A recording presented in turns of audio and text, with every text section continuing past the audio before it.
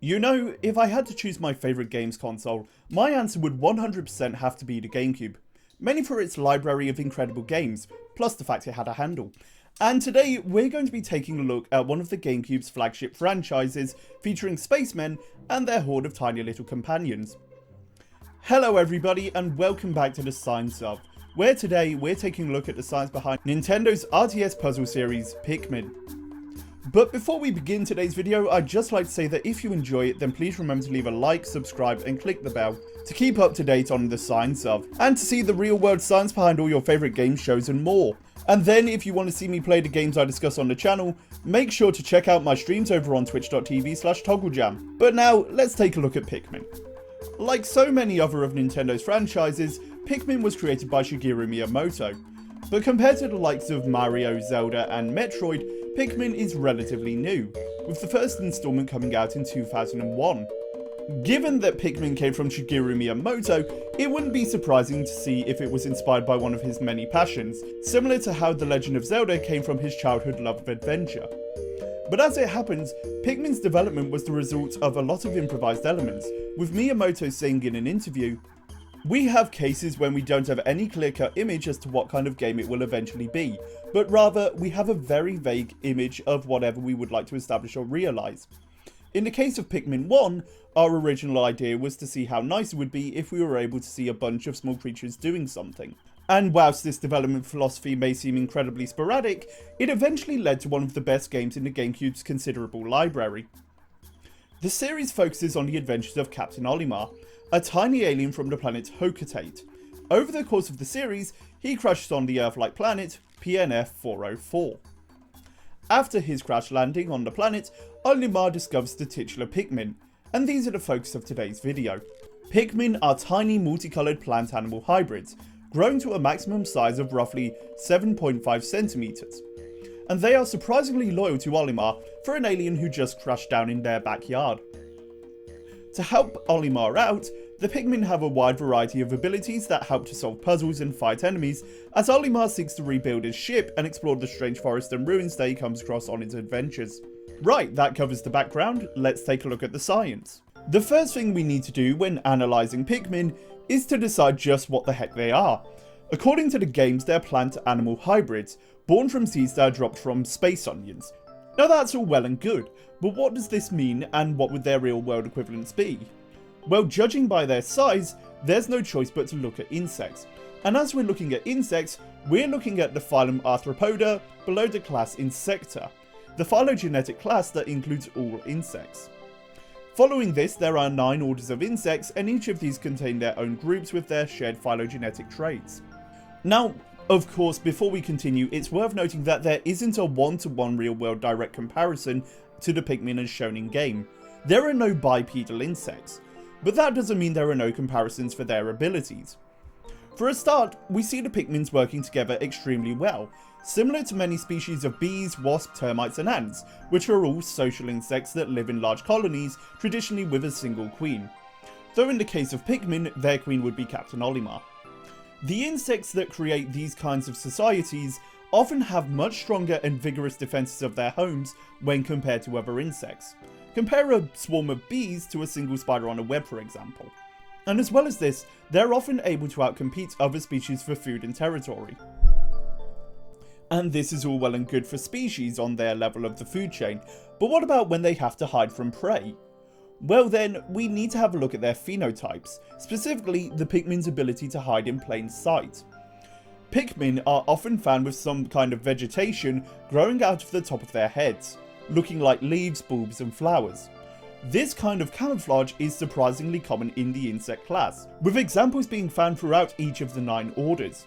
The most common example of this is the stick insect, otherwise known as the Phasmido order. These are a group of insects that look like sticks, and naturally this order has many members that look like different natural structures, including the giant leaf insect, otherwise known as Phyllium giganteum.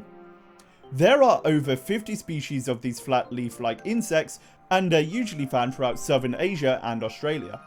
And just like Pikmin, they're very small, with a maximum size of around 10 centimeters in length. But what about the Pikmin that go even further with their camouflage?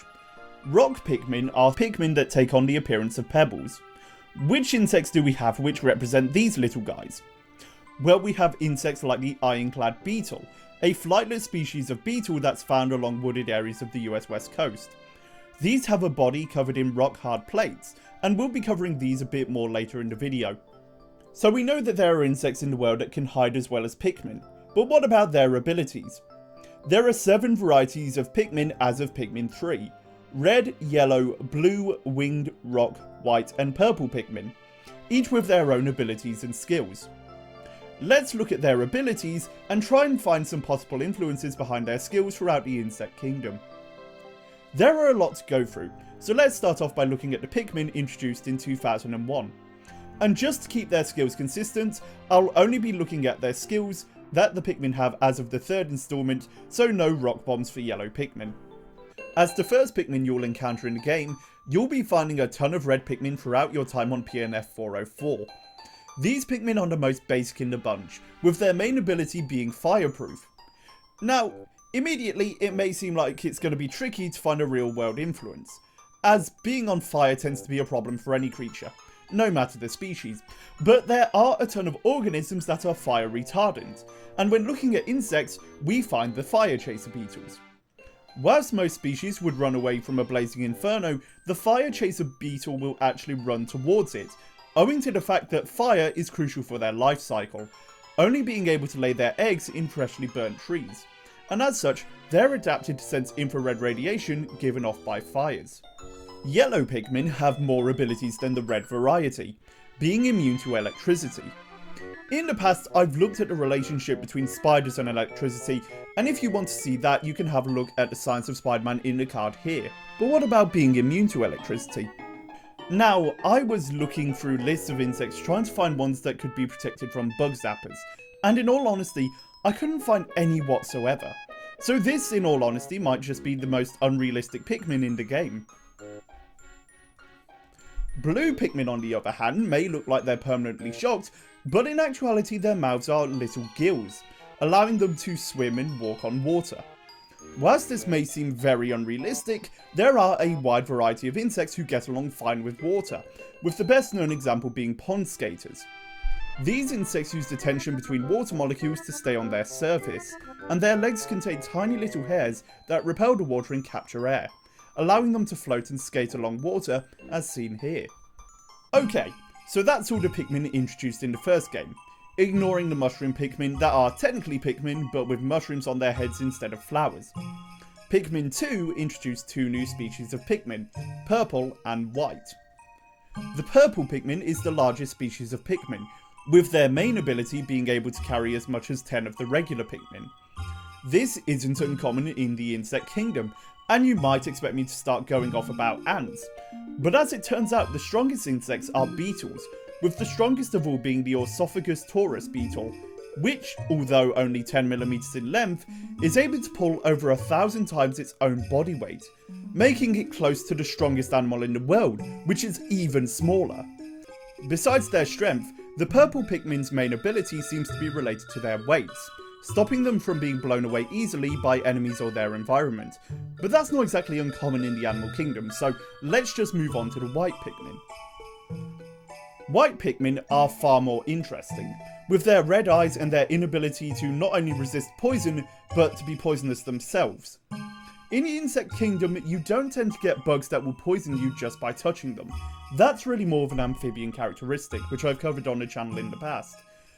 But that's not to say you don't get any poisonous insects. There are blister beetles that produce the chemical compound cantharidin. This colourless substance is poisonous to humans with a lethal dose as small as 30mg per kilogram.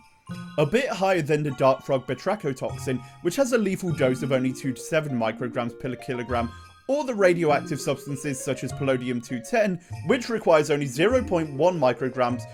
So that covers the first 2 Pikmin games, and now we only have 2 more Pikmin to cover, one of them easy and the other partially covered earlier in the video. Seeing as we started talking about rock Pikmin earlier, let's finish them off before moving on to our final Pikmin variety. Rock Pikmin of course look like tiny little pebbles, but they still have the same characteristics of having a little flower on top of their head. And whilst they might appear similar to the purple Pikmin, they're not quite as heavy and aren't able to carry as much. Instead, they're much sturdier than other Pikmin, immune to being crushed. This is highly similar to the ironclad beetle, which can survive forces up to 149 newtons thanks to its strong shell made out of jigsaws of plates formed of a substance called chitin, which I've discussed previously on the channel when looking at the many biological inspirations for Sonic and Friends, which you can see here. As for our final Pikmin, it's a pretty simple case study. The winged Pikmin, surprise surprise, has wings, and that's pretty much all there is to them. They're able to attack airborne and taller enemies. This is naturally the easiest Pikmin to analyse, as the insect world has no end of flying species. But when looking at their wings, these Pikmin most closely resemble the rounded wings of a fruit fly. And with that, we've covered all of the Pikmin varieties in the mainland game so far. There's a lot of interesting links that have been made between insects and Pikmin, and I wouldn't be surprised if at least some of these were inspirations for the in-game creatures, as Nintendo has used a variety of insects as inspirations for enemies in Mario games like Mario Sunshine. As always, if you enjoyed this video, then don't forget to leave a like, comment and subscribe to the channel.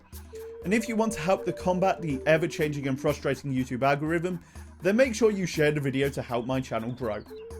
If you have any particular scientific subject or topic that you'd like to see me cover in the future, then please tell me about it in the comments down below. As well as that, follow me on Twitter to get updates on the latest science of videos, and join my Discord for chats about gaming, science and more. But until then, this has been the Science of Pikmin. I'll see you next time. Thanks for watching. If you're looking for more game-based content, then you can join me over on Twitch, where I live stream 3 times a week playing all manner of games suggested by the community. Or, if you want to support the channel even further, you could also contribute to my Patreon, where you'll get behind the scenes access to the creation of all videos, as well as being able to vote on what the next Science of video will be.